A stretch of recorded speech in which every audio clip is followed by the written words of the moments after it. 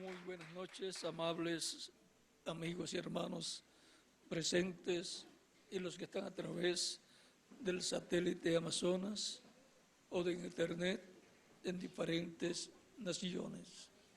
Es para mí una bendición grande estar en esta noche con ustedes, acompañando aquí al misionero Miguel Bermúdez Marín, y es una bendición muy grande estar para compartir con ustedes unos momentos de compañerismo alrededor de la palabra de Dios y su programa correspondiente a este tiempo final.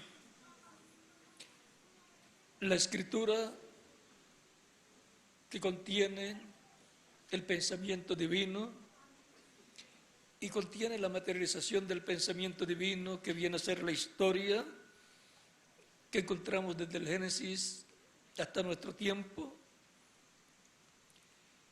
viene a ser tipo y figura también de las cosas que estarán sucediendo en este tiempo final. Por lo cual leemos aquí en el capítulo 89, versos 19 en adelante de los Salmos. Salmo 89 dice, versos 19 en adelante: entonces hablaste en visión a tu santo y dijiste, he puesto el socorro sobre uno que es poderoso. He exaltado a un escogido de mi pueblo. Hallé David mi siervo, lo ungí con mi santa unción. Mi santo o mi mano estará siempre con él. Mi brazo también lo fortalecerá. No lo sorprenderá el enemigo, ni hijo de iniquidad lo quebrantará, sino que quebrantará delante de él a sus enemigos y herirá a los que le aborrecen. Mi verdad y mi misericordia estarán con él, y en mi nombre será exaltado su poder. Asimismo pondré su mano sobre el mar y sobre los ríos su diestra. Él me clamará, o sea, él me clamará, me dirá, me llamará. Él me clamará, mi Padre eres tú. Mi Dios y la roca de mi salvación. Yo también le pondré por primogénito, el más excelso de los reyes de la tierra. Para siempre le conservaré mi misericordia, y mi pacto será firme con él. Pondré su descendencia para siempre, y su trono como los días de los cielos. Que Dios bendiga nuestras almas con su palabra y nos permita entenderla. Pueden tomar asiento si tienen la bondad.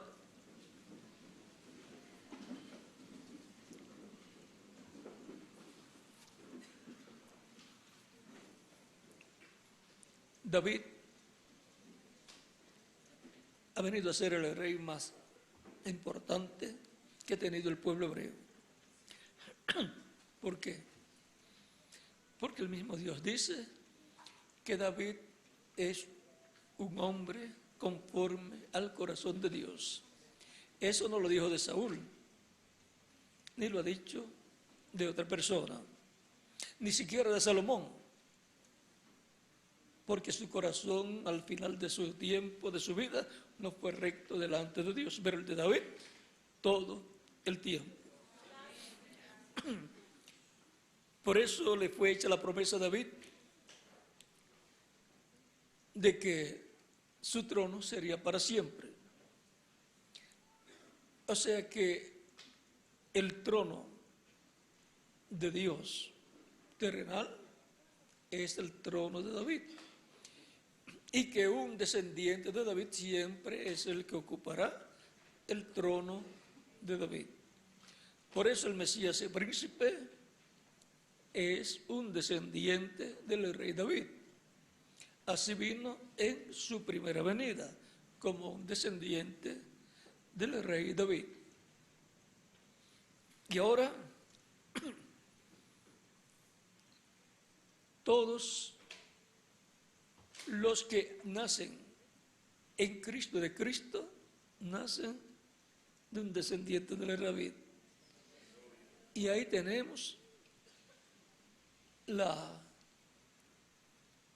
línea de David, heredera del reino de David, Cristo con su iglesia.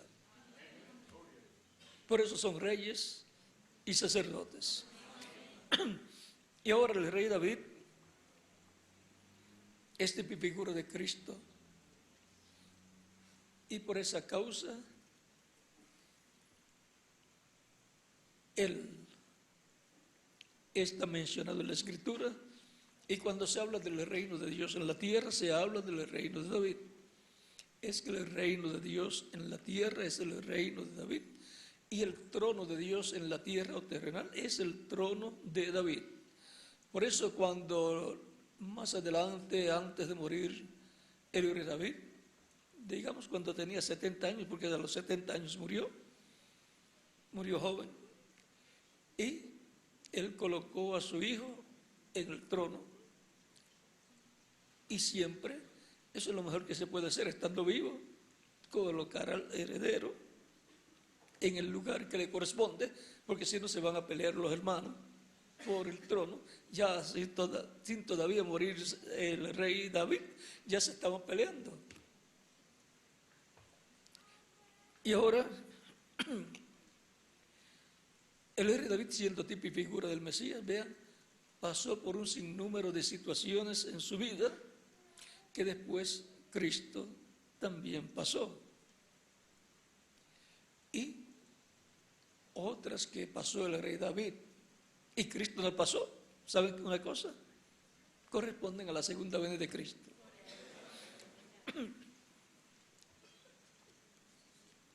Por ejemplo, la restauración de David como rey,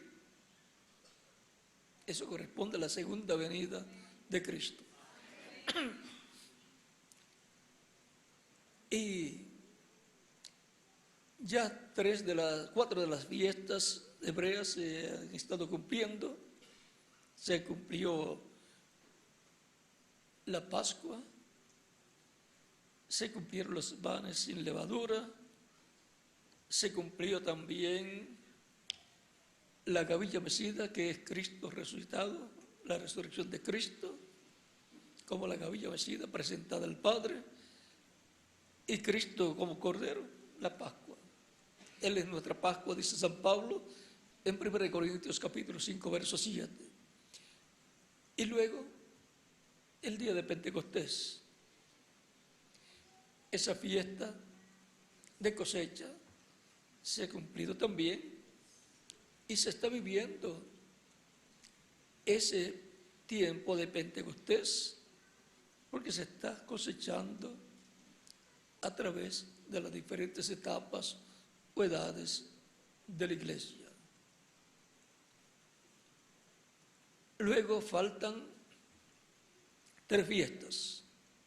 La fiesta de las trompetas de Levítico capítulo 23, versos 24 y 25, que es la trompeta final, la gran voz de trompeta prometida para el día postrero. Porque a la final trompeta, porque será tocada la trompeta, y los muertos en Cristo resucitarán incorruptibles, o sea, en cuerpos glorificados y eternos y jóvenes, y los que estamos vivos y estemos vivos en esos días seremos transformados. Esa es una promesa para los creyentes en Cristo. Es bajo el tiempo en que esa trompeta suena, que es la trompeta con la cual también son llamados y juntados todos los escogidos del día postrero, tanto de la iglesia como del pueblo hebreo. Del pueblo hebreo, 144,000. Y son nada menos que los ángeles del Hijo del Hombre, Apocalipsis capítulo 11 y también Apocalipsis capítulo 7, que es lo mismo que San Mateo capítulo 24, verso 31, que dice: y enviará a sus ángeles con gran voz de trompeta y juntarán a sus escogidos. Están los escogidos del pueblo hebreo, que son 144,000, que van a ser juntados y bajo el ministerio de los ángeles, los ministerios de Moisés y Elías, los ministerios de los 2 olivos. Y esa trompeta sonando es la 7ª trompeta de Apocalipsis capítulo 11, verso 15 en adelante. Y la 7ª trompeta, como el 7º sello, es la venida del Señor. O sea, desde la perspectiva del cristianismo, la venida del Señor. Desde la perspectiva del judaísmo, los 2 olivos, Moisés y Elías. Tan sencillo como eso. Y ahora, para este tiempo final, hay grandes promesas que serán cumplidas y dentro del cumplimiento de la materialización de esas 3 fiestas que quedan. La fiesta de las trompetas, eso nos habla de la gran voz de trompeta final, que será tocada, y los muertos en Cristo van a resucitar primero, glorificados, y los creyentes que estén vivos serán transformados. Para el pueblo hebreo, esa trompeta viene a ser el llamado de Dios para ellos. Bajo esa trompeta, bajo esa fiesta de las trompetas, vienen los decretos divinos, el decreto divino, en donde se establece lo que será para las naciones, para la iglesia y para el pueblo hebreo, todo lo que será ahí. O sea, quienes van a vivir para el reino milenial. Todo eso se va a decidir ahí, bajo esa gran voz de trompeta final, o fiesta de las trompetas. De esa fiesta de las trompetas se habla muy poco, y el misterio contenido ahí es muy grande. Luego está la fiesta de la expiación. Para este tiempo final, con la fiesta de las trompetas materializándose, haciéndose realidad, porque aquellas fiestas son tipo y figura de las cosas que Dios llevaría a cabo. Hablan de eventos históricos, eventos pasados, los cuales son conmemorados en esas fiestas, y también hablan de eventos futuros, proféticos, que han de cumplirse. Dependiendo de lo que usted quiera ver, entonces usted tiene que colocar su vista. Si quiere ver lo que significa cada una de esas fiestas en cuanto a lo que sucedió, pues mira hacia el pasado, la historia. Si quiere ver lo que significa en cuanto al futuro, pues mira las profecías bíblicas que hablan del futuro, y bajo esas fiestas se cumplirán las cosas correspondientes a este tiempo final. El pueblo hebreo, bajo los ministerios de los 2 olivos, bajo los ministerios de Moisés y Elías, sonando esa trompeta final o gran voz de trompeta,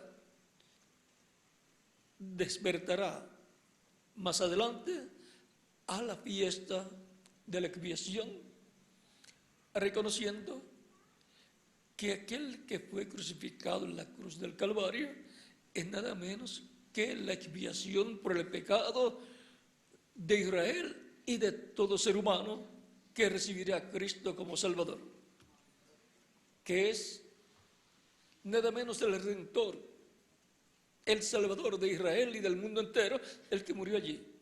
Pero tenía que ser así, por eso no vamos a culpar a Israel por la muerte de Cristo, sino que así Dios lo decidió en su programa, Dios lo decretó, y por decreto divino Él estableció que fuera de esa forma. ¿Y quién va a pelear con Dios? Por lo tanto, Oramos por Israel, para que Dios tenga misericordia de Israel y que cuando llegue el momento de despertar, despierte. Y ahora, recuerden que hay unas escrituras de Zacarías y de Apocalipsis que dicen que mirarán al que traspasaron y dirán: ¿qué heridas son estas? Él dirá: las recibí en la casa de mis amigos. Ahora encontramos a David. David tipifica a Cristo en su primera venida y en su segunda venida. Y David, siendo hijo de Isaí, Isaí tenía muchas ovejas. Y sus hijos eran también pastores de ovejas. Vamos a decir, el mayor tenía su rebaño, porque todo el mundo tiene que trabajar. Recuerden que Jacob, allá cuando tenía sus hijos, los tenía en el rebaño también trabajando, porque él tenía ovejas. Si tuviera tiendas de vender comida, pues los tendría en las tiendas, atendiendo las tiendas. O si tuviera fábrica, le tendría una fábrica a cada uno, porque todo el mundo tiene que trabajar. San Pablo decía: el que no trabaja, que no coma, porque por lo menos tiene que trabajar para cubrir su necesidad de alimento y ropa. Y ahora veamos, mire, esto tiene tipo y figura doble. Se cumple en el cumplimiento profético en dos ocasiones. Tiene doble cumplimiento. David y sus hermanos. David tiene 7 hermanos y David es el número 8. Cada uno tuvo que ser pastor de ovejas también, porque su padre pues tiene ovejas y tiene que ponerlos a trabajar. Miramos el mayor con el grupo de ovejas que le corresponde en su tiempo, y así por estilo cada uno. Cuando llega el momento en que Dios va a colocar a una persona conforme a su corazón, el pueblo hebreo ya había pedido a Samuel que le diera rey, pero no era el tiempo todavía, porque el que Dios ungiría como rey tenía que ser conforme al corazón de Dios, y todavía no había nacido. Cuando las personas se adelantan al plan de Dios, tienen problemas. Dios les permite, es la permisiva voluntad de Dios. Entonces Dios le concede ciertas cosas. Pero en la permisiva, las cosas no salen tan bien como en la perfecta voluntad de Dios. Dios le dio rey Saúl cuando el pueblo pidió rey. Samuel estaba muy triste y muy molesto con el pueblo, porque Samuel sabía que Dios estaba reinando a través de los jueces, y Samuel era uno de los jueces y era sacerdote también. Un privilegio grande que tenía el pueblo al tener un juez que fuera sacerdote también, que hablaba con Dios y era profeta también. O sea, tenía muchas cualidades importantes, pero ya estaba avanzado en edad y ya el pueblo decía: a este no le queda mucho tiempo, y sus hijos, no queremos que sus hijos hereden la posición de él. O sea, no queremos que un hijo de él venga a ser juez de nosotros. porque no andan en el camino de Dios correctamente. Y ellos veían a los otros pueblos que tenían reyes, y entonces empezaron a pensar, sería bueno que tengamos un rey también como los demás pueblos, que nos lleve a la batalla, que vaya al frente con nosotros, un líder. Con Samuel era más sencillo. Oraba a Dios y Dios les daba la victoria. Iban a la segura. Ahora, Samuel está muy triste y muy molesto también. Y Dios le dice, dale rey como te piden, concédele lo que te piden. No te han desechado a ti, me han desechado a mí para que no reine sobre ellos, porque la forma de Dios reinar sobre el pueblo era a través de un hombre, Dios reinando a través de un hombre, y eso es teocracia, la teocracia. Ellos quisieron cambiar la teocracia por monarquía. En la monarquía es un hombre reinando para Dios. Y lo pidieron antes de tiempo, pero Dios le dijo, concédelo.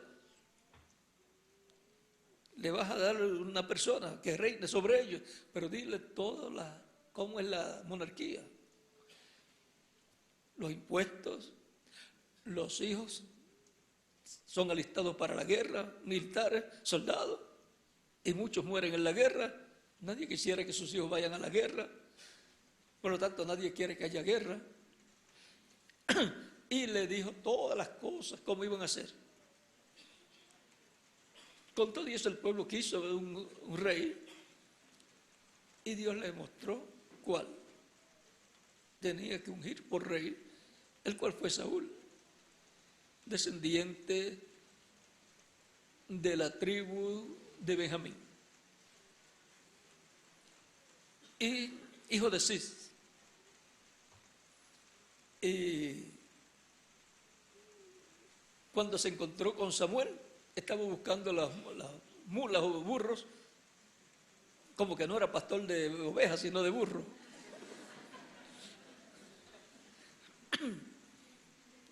Y es que se le habían perdido al padre de Asís, el padre de Saúl, y él lo mandó a buscarla. Es que en ese tiempo, pues, eran las herramientas de trabajo. Y ya se encuentra con Samuel, y ya, pues, y Samuel le cogió cariño, lo amó y oró por él. Ya Dios le dijo que esa era la persona. Cuando llegó donde Samuel, ya Dios le había mostrado cuál era la persona y que venía de camino. Era una persona alta, el más alto del pueblo hebreo le llegaba al hombro, así es que era bastante alto. Y luego, más adelante, pues no cumplió con todo lo que Dios le ordenaba y Dios lo desechó. Y luego le dice a Samuel, ve ahora allá a Belén y ya di que vas a ofrecerle a Dios sacrificio, y llama a la familia de Isaí y a los hijos de Isaí para que estén ahí también. Y tú me vas a ungir a un hijo de Isaí por rey en lugar de Saúl.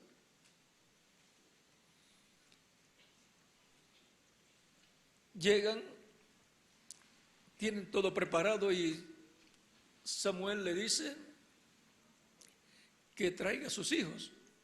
Trae el primero, y Dios le dice Samuel dice, estoy delante de la presencia del ungido del Señor. Era una persona alta, y como Saúl era alto también, pues la corona pues le caía bien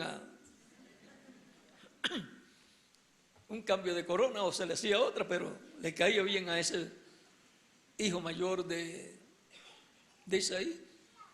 Y pensó también la primogenitura, es el primogénito, le corresponde esa bendición. Pero Dios le dijo, ese no es. No mires su aspecto, no mires su altura. Ese no es. Yo lo desecho. Sin todavía ungirlo, ya estaba desechado.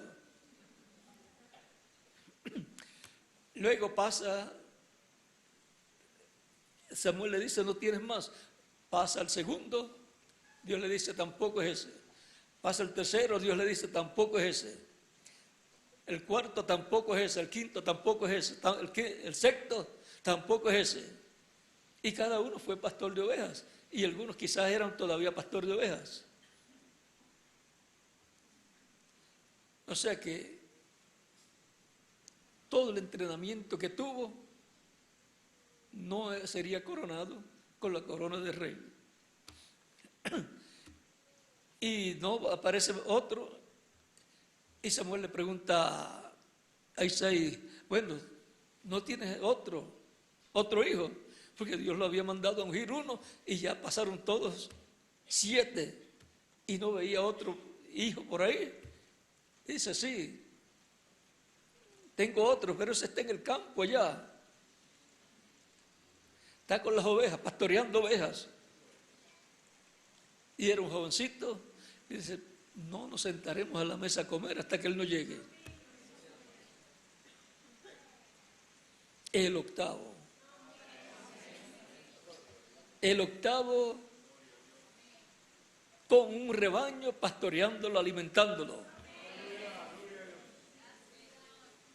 De los otros en ese tiempo no se dice que estaban pastoreando, pero de seguro fueron pastores todos, cada uno en su tiempo. Y ahora, cuando llega, Dios le dice, ese úngelo. Quizás era el más pequeño de todos, no aparentaba ser candidato para rey, pero para Dios sí. Porque Dios no mira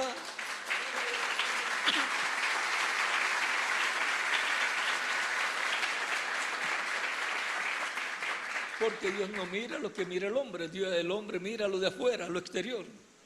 Dios mira acá, en el corazón.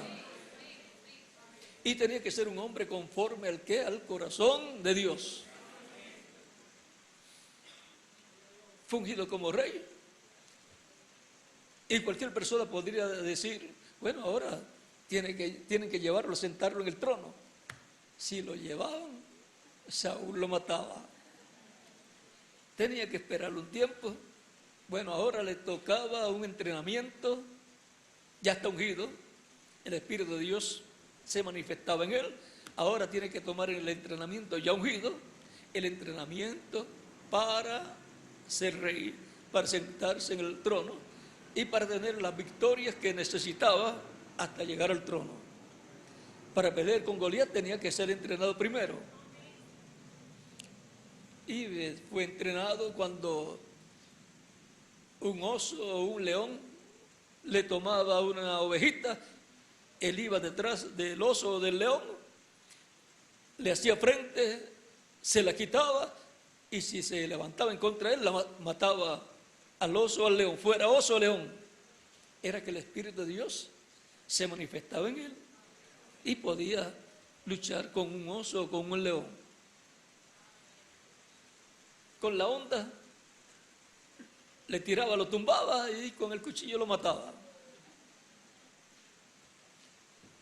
Eso mismo, más adelante, fue lo que hizo con Goliat. Pero ya Dios lo había entrenado, lo había pasado por esas etapas, por esas pruebas, que quizás no eran tan fáciles enfrentarse a un oso o a un león. Lo normal es salir corriendo, pero Dios lo había ungido para ser rey, y conforme a esa unción, Dios se manifestaba y obraba a través de David. Y ahí David iba creciendo espiritualmente, su fe iba creciendo a medida que iba siendo entrenado por Dios. Y se mantenía como pastor de ovejas. Ya ungido rey, seguía siendo un pastor de ovejas. Y el octavo, con el octavo grupo de las ovejas. Para la primera venida de Cristo, encontramos que antes de Cristo vino Juan, que fue el séptimo mensajero de la séptima edad de la iglesia hebrea bajo la ley. Y vino con su grupo. Pero después apareció Jesús, el octavo mensajero con su grupo, sus discípulos, fue ungido cuando fue bautizado, fue ungido con el Espíritu Santo allí, y de allí fue al desierto para ser tentado por el maligno. Pasó diferentes pruebas, fieras allí también en el desierto, pero ángeles protegiéndolo. Y después comenzó su ministerio de 3 años y medio. Y luego se sentó en el trono. Cualquier persona dice, pero no, lo mataron, no se sentó en el trono. Sí, en el trono celestial. Porque era para sentarse en el trono celestial.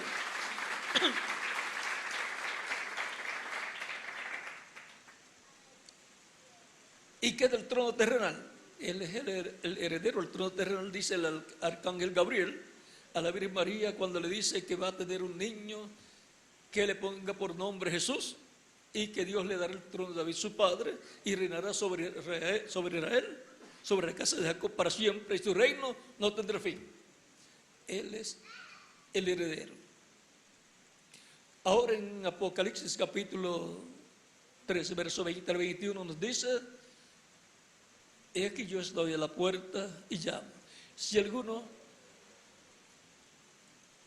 abre la puerta, vamos a leerlo para que lo tengan claro.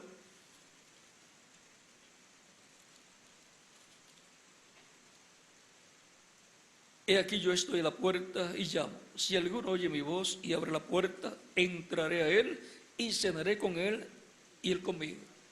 Si va a cenar, pues el tiempo de la tarde. Por lo tanto, es para el final, para el tiempo final de la iglesia del Señor. Y el sol se pone por el oeste.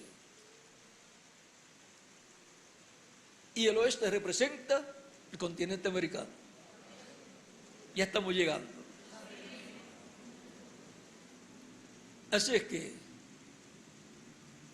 la iglesia tiene la promesa de ir a la cena de las bodas del Cordero. No fue en la primera edad, no fue en la segunda, tercera, cuarta, quinta, sexta o séptima edad, porque es para este tiempo final que la iglesia va a ser llevada a la cena de las bodas del Cordero, a la casa del Padre Celestial. Al que venciere, ahora esto es una cena de boda, la cena de las bodas del Cordero.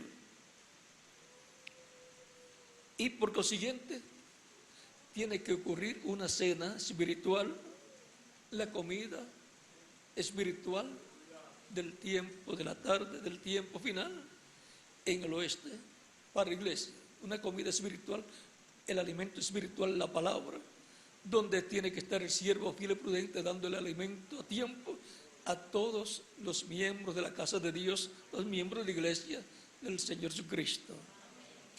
Y bienaventurado aquel siervo al cual cuando su Señor venga le haya siento así. De cierto os digo que sobre todos sus bienes le pondrá. O sea, administrador, o mayordomo, o virrey, como quiera que lo busque, es el segundo en el reino. Ahora vamos a ver cómo es que él lo va a hacer. Al que venciere le daré que se siente conmigo en mi trono. ¿Cuál es el trono de Cristo? El trono de David. ¿Pero qué? ¿No está sentado en el trono celestial? Pues sí, pero ese es el trono del Padre, donde el Padre lo ha sentado con él. El mismo Cristo dijo: veréis al Hijo del Hombre sentado a la diestra del poder de Dios.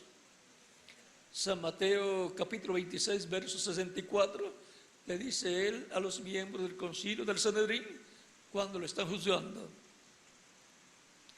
Y ahora, ¿cómo va a ser? Al que venciere le daré que se siente conmigo en mi trono, o sea, en el trono de David. Así como yo he vencido y me he sentado con mi Padre en su trono. En la misma forma que Dios el Padre ha hecho con Jesucristo, su Hijo, sentarlo en el trono celestial al obtener la victoria y glorificado, ha sido sentado en el trono celestial.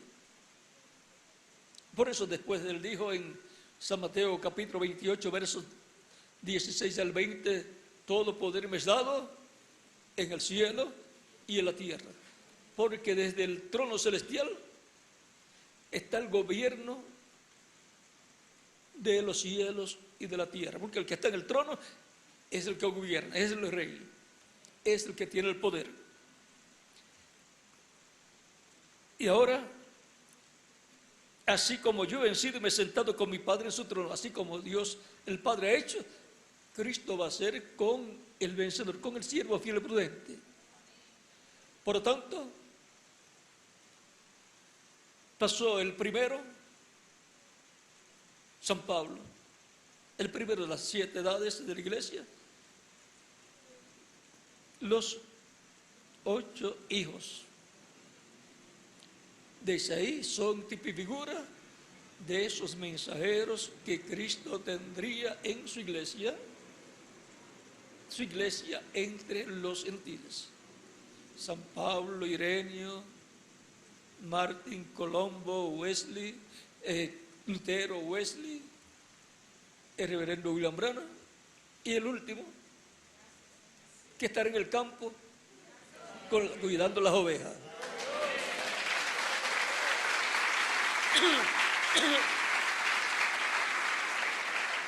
Así de simple es el programa que Dios tiene y ha estado desarrollando en medio de su iglesia a través de las diferentes edades. Por lo tanto,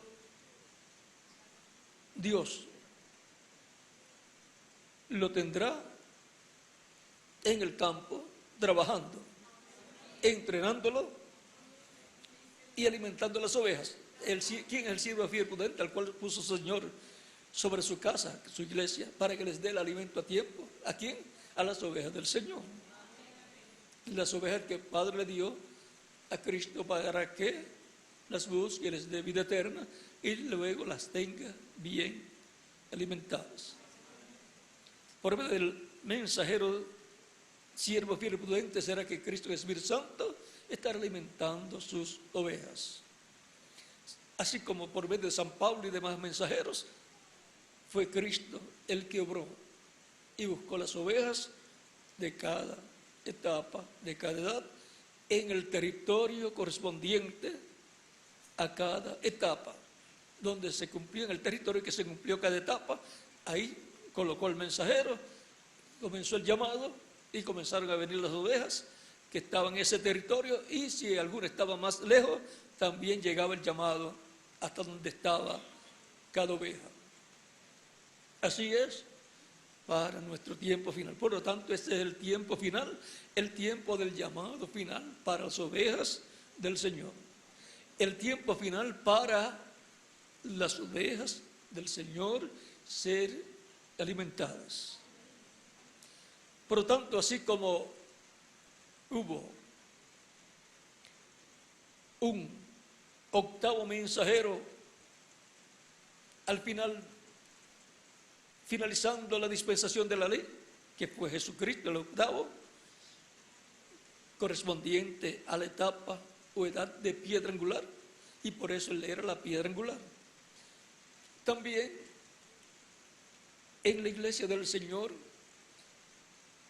hay 8 etapas, 7 ya transcurrieron y la octava es la etapa de piedra angular, donde se cumplirán todas estas promesas y estos tipos y figuras que vimos en el rey David. En San Pablo pues se cumplió el hijo mayor, de Isaí. Todos eran buenos. Así todos los mensajeros también han sido buenos, pero la bendición siempre viene al final. Es mejor el fin del negocio que el principio. Por lo tanto, para el tiempo final, para el grupo del día postrero, del grupo de ovejas del día postrero, será la bendición grande de parte de Dios. Ellas, esas ovejas, entenderán. Nadie las obligará a entender. Ellas entenderán a medida que vayan escuchando la palabra de Dios, en donde el programa divino les será abierto y los entendidos entenderán. Tendrán percepción profética para comprender los eventos proféticos que estarán cumpliéndose en este tiempo final. Y todos nosotros somos parte de esos eventos proféticos. Por lo tanto, Dios, por decreto divino, así como ha dado la victoria a su ungido de cada tiempo, dará la victoria al ungido y a su grupo del día postrero. Y eso es por decreto divino. Entonces el mismo Cristo dice: al que venciere yo le daré que se siente conmigo en mi trono, así como yo he vencido y me he sentado con mi Padre en su trono. ¿No es eso un decreto? ¿Quién le dijo a Cristo? Se reunió él con muchas personas para ver a quién pondrá Cristo en su trono con él. No. Así como el Padre no se reunió con los ángeles para preguntar a cuál pondremos en mi trono celestial. ¿A quién sentaré conmigo en mi trono celestial? Dios no se reunió con los ángeles para preguntar a quién. Dios decretó quién sería el que se sentaría con él en su trono. Aunque el enemigo de Dios quería sentarse, pero no estaba decretado que él fuera el que se sentara con el Padre en el trono celestial. Sería un reino malísimo.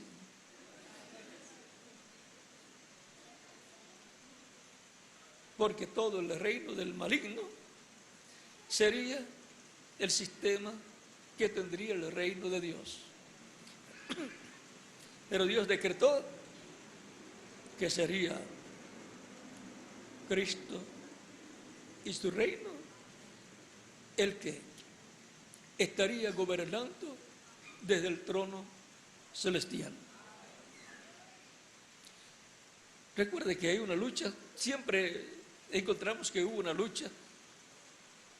Ustedes vieron la lucha que hubo entre Saúl y David. También la lucha que hubo cuando David ya tenía poco tiempo de vida en la tierra y dos de sus hijos, dos o tres de sus hijos trataron de ocupar el trono. Adonías fue uno, Miguel. Adonías y Absalón, que pensó hasta matar a su padre. Así que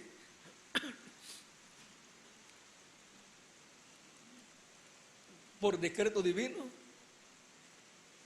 Salomón sería la persona que se sentaría en el trono, porque Dios le dijo a David quién sería. Y así es en todo el programa divino. Dios es el que hace las decisiones, se las hizo desde antes de la fundación del mundo. Y el pueblo que conoce a su Dios se esforzará y hará, se esforzará y trabajará para que se haga la voluntad de Dios en la tierra. Sabemos que una bendición grande viene para el cristianismo, para la iglesia del Señor Jesucristo. Pero no solamente sabemos eso, sabemos que ya la bendición para la primera edad cayó en Asia Menor.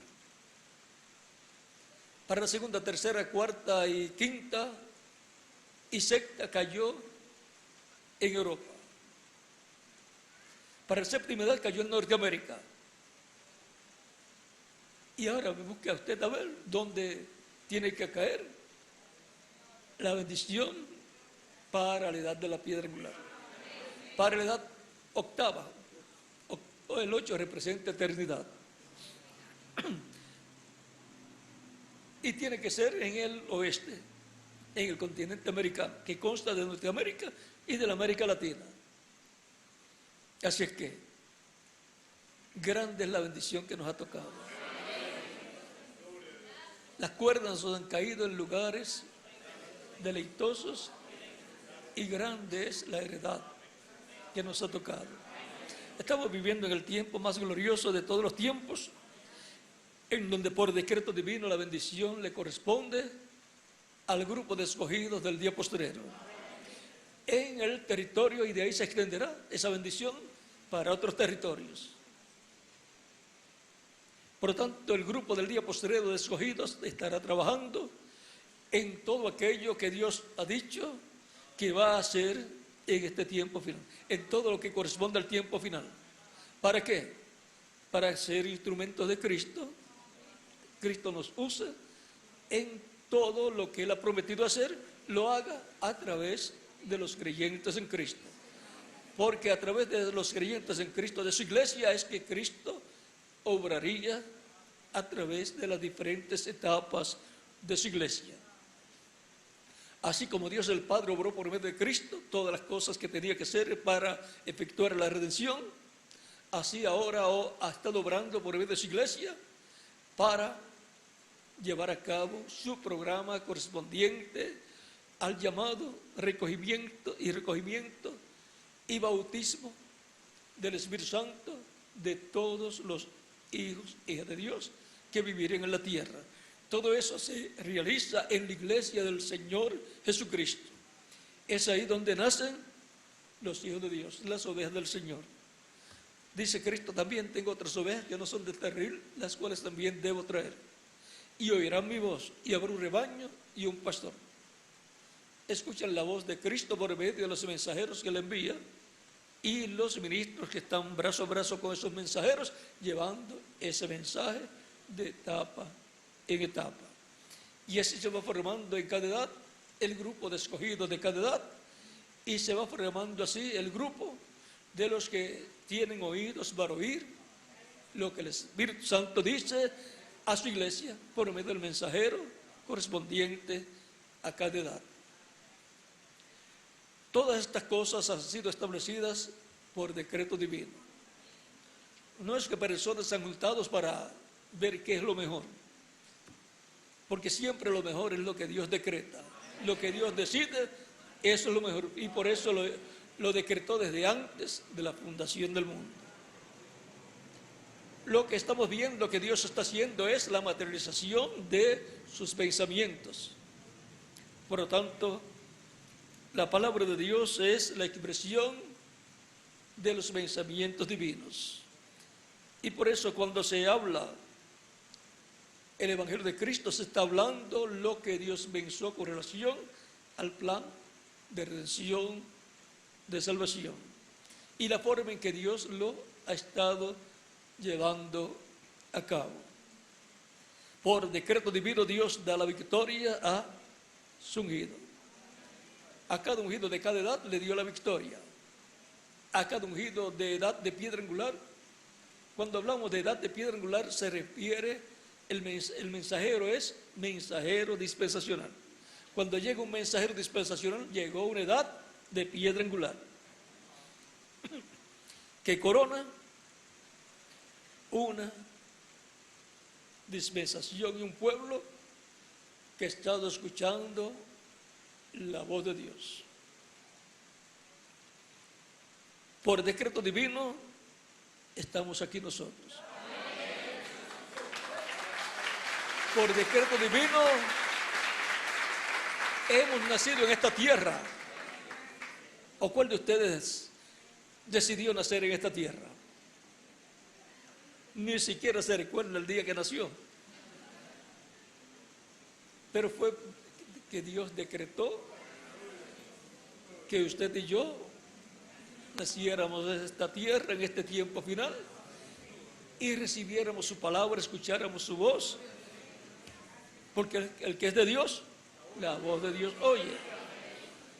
¿Cómo se conocen los que son de Dios? Pues dándole a conocer, predicándoles la palabra de Dios, el mensaje de Dios para el tiempo que están viviendo.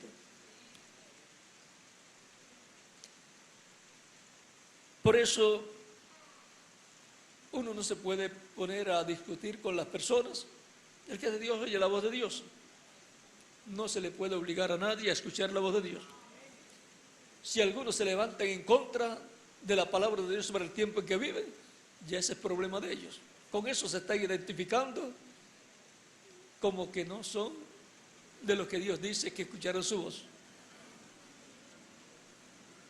Por lo tanto, no se discute con los que no creen, porque si se pone a discutir a la persona con los que no creen, tratando de convencerlos, les está echando perlas a los cerdos y las pisotea. Eso es lo que dice Cristo: no echéis las perlas a los cerdos, porque van a pisotearlas. La palabra, la revelación divina es para los escogidos de Dios. Las promesas de Dios son para los escogidos de Dios. La resurrección son para los escogidos de Dios que partieron creyentes en Cristo, y la transformación para los escogidos de Dios que están escuchando la voz de Dios y que están esperando su transformación. Más nadie tiene que estar esperando transformación. Ni rapto. El rapto es para los escogidos de Dios, los creyentes en Cristo nacidos de nuevo, de todas las edades. Por eso van a resucitar para estar con nosotros nuevamente en esta tierra, pero en cuerpos glorificados. Así que no van a ser problema para nosotros. Van a ser más bien de ayuda. Y cuando los veamos vamos a ser transformados también. Así es que no vamos a tener ningún problema cuando ya estemos transformados. Pero antes tenemos que estar trabajando en la obra del Señor, en aquello que corresponde a nuestro tiempo. Sabemos que el reverendo William Branham vio las cosas que iban a suceder después de su partida. Él quiso hacer realidad esas cosas, pero no era para su tiempo. Por ejemplo, quiso ir al pueblo hebreo, ir a Jerusalén para hablarles al pueblo hebreo, predicarles y mostrarles la señal allá de profeta, pero les fue prohibido. Era para más adelante, es para más adelante. Quiso también hacer realidad la visión de la carpa, la cual él vio, y si él la vio ya hecha y funcionando, pues eso va a cumplirse. Pero no se va a cumplir fuera de tiempo, no era para el tiempo de él.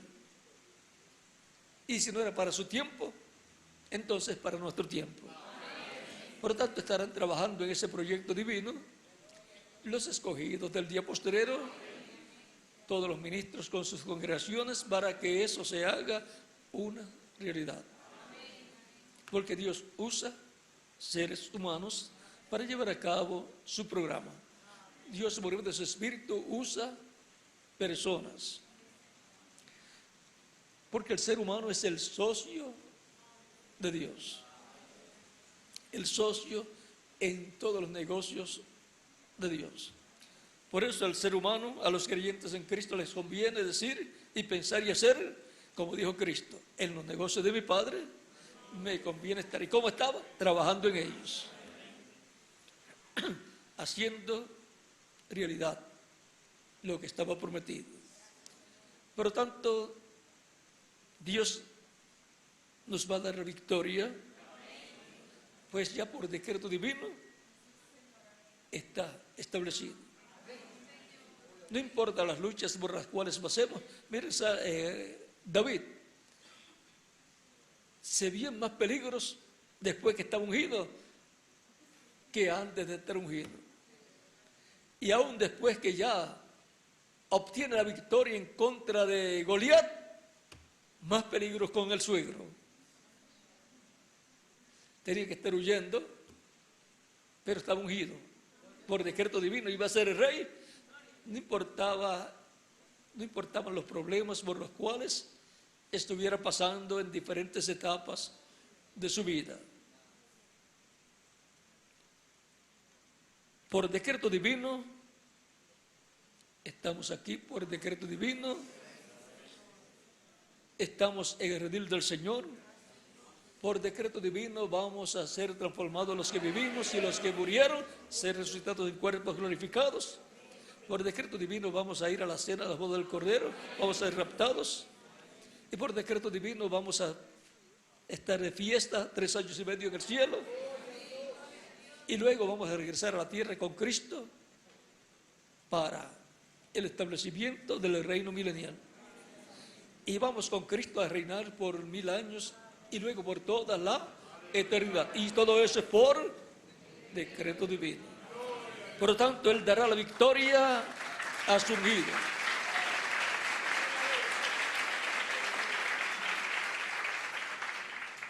Por lo tanto, oremos unos por los otros, los ministros por sus congregaciones y por las demás congregaciones, y las congregaciones por los ministros y por las demás congregaciones, y oremos que Dios complete su obra, su labor correspondiente a este tiempo final, y que nos use, porque es por medio de seres humanos, de creyentes en Él, que Él hará todo lo que Él ha prometido llevar a cabo.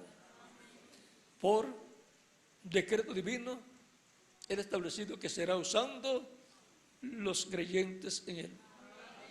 Y eso es un privilegio para todos nosotros. Ser instrumento de Dios. Es importante que se complete el número de escogidos de Dios.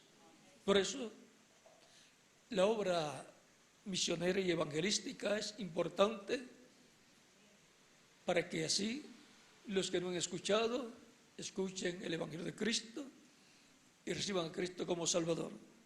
Si hay alguno que todavía no lo ha recibido, lo puede hacer en estos momentos y estaremos orando por usted para que Cristo le reciba en su reino y así tenga la esperanza de vivir eternamente con Cristo en su reino. Para lo cual puede pasar acá al frente y oraremos por usted. Y las personas que están en otras naciones también pueden venir a los pies de Cristo, si no lo han hecho todavía, para que queden incluidos en la oración que estaremos haciendo. Vamos a dar unos minutos para que así puedan pasar a la frente a los que están aquí presentes y todavía no han recibido a Cristo, y también los que están en otras naciones. Y también los niños de 10 años en adelante pueden venir a los pies de Cristo, porque ya tienen conocimiento del bien y del mal. Y Cristo tiene lugar en su reino para los niños también.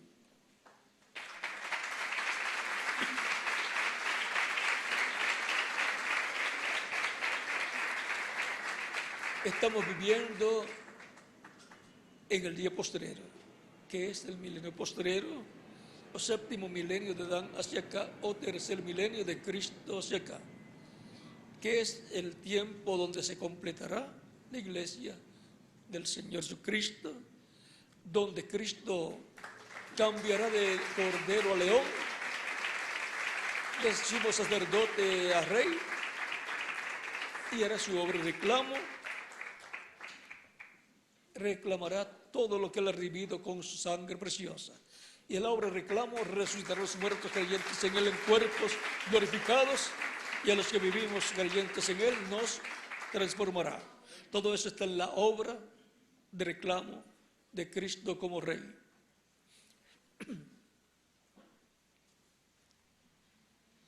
Es realmente un privilegio grande vivir en este tiempo. Es el tiempo más glorioso de todos los tiempos. Es el tiempo en donde lo que no se pudo entender en edades pasadas será entendido en este tiempo. Es el tiempo en donde las escrituras, las profecías serán abiertas para ser entendidas y serán también cumplidas. Vamos a estar puestos en pie para orar por las personas que han venido a los pies de Cristo en esta ocasión. Si falta alguno por venir, puede venir, y en las demás naciones también.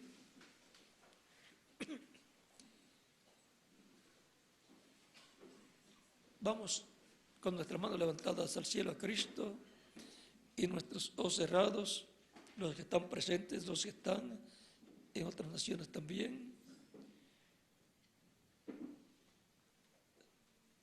Padre nuestro que estás en los cielos, santificado sea tu nombre. Venga tu reino, hágase tu voluntad como en el cielo, también en la tierra. Y el pan nuestro de cada día, dánoslo hoy, y perdona nuestras deudas, así como nosotros perdonamos a nuestros deudores. Y líbranos de tentación, porque tuyo es el reino, el poder y la gloria, por los siglos de los siglos. Amén. Señor Dios eterno, Padre celestial, en el nombre del Señor Jesucristo, presento a ti todas estas personas que han venido a ti para recibirte como único y suficiente Salvador.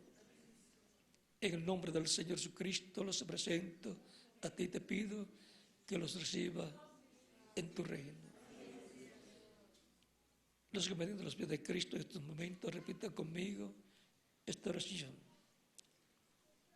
Señor Jesucristo, escuché la predicación de tu evangelio y nació tu fe en mi corazón. Creo en ti con toda mi alma. Creo en tu primera venida y creo en tu nombre como el único nombre por el cielo en el cual podemos ser salvos.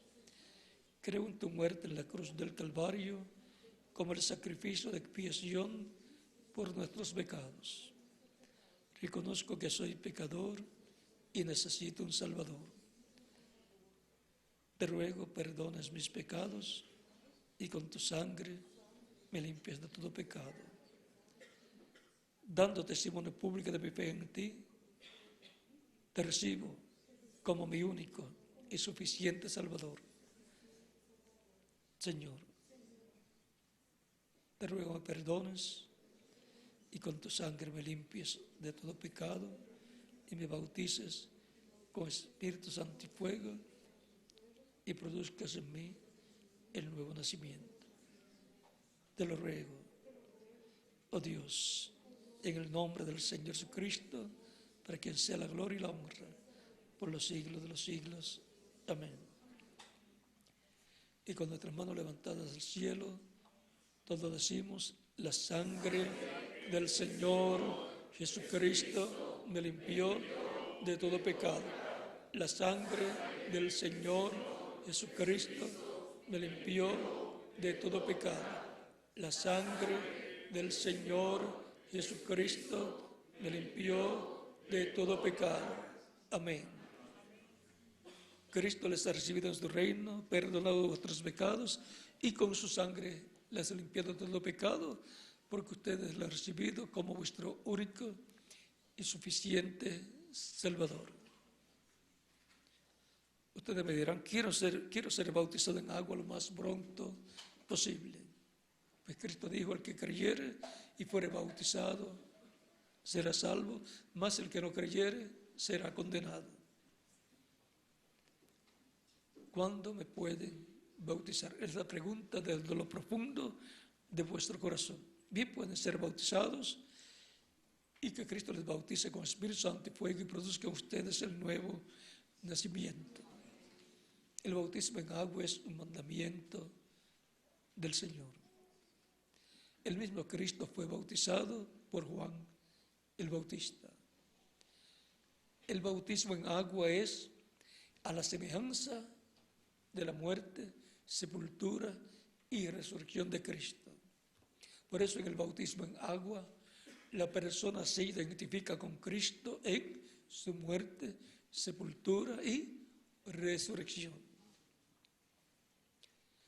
Bien, pueden ser bautizados y que Cristo les bautice con Espíritu Santo y fuego y produzca en ustedes el nuevo nacimiento.